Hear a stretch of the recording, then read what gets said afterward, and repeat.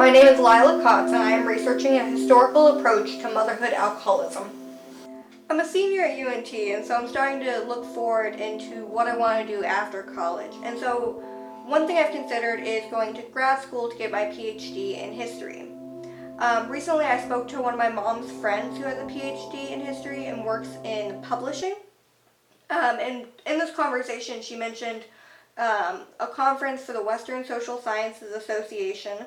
Then I immediately went home from that meeting and started brainstorming a list of different topics I could talk about. And my niche is combining history and social sciences, focusing on families. I would really love to be a historian of family because it connects to my other major, human development and family services. So far, my timeline, it started from my meeting with my mom's friend August 6th.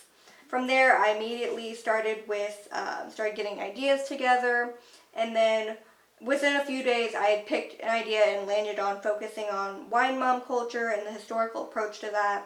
I've been researching for about 2 months. I did about a month focusing on just articles online to kind of get the lay of the land of what I wanted to be looking at, and now I've been reading several books. I'm about to finish a biography written by a really early prohibitionist.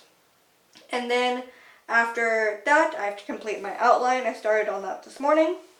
And then my goal is to finish my rough draft by the end of October, and then submit it by the end of November. So the next topic I'm going to be talking about is women in substance abuse from the 50s until the 80s.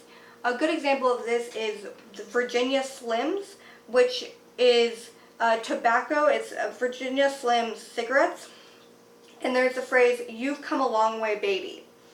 And any boomer or older Gen X should know that phrase because this was marketed to women. You can see in the photo it's probably a housewife with a cigarette in her fingers. The reason I started this project is because I know many women who are alcoholics and who were influenced by there's this culture, this wine mom culture, this mommy needs wine culture, whatever you want to call it, that tells mothers that they need wine to cope with being moms. And you can see this in decor, you can see this in gifts on Amazon of like tumblers for wine that you can bring to your kids' soccer games. And it's mainly a joke, but it can turn into a really toxic culture that makes alcoholism normalized. It really normalizes that for mothers, and that can really take away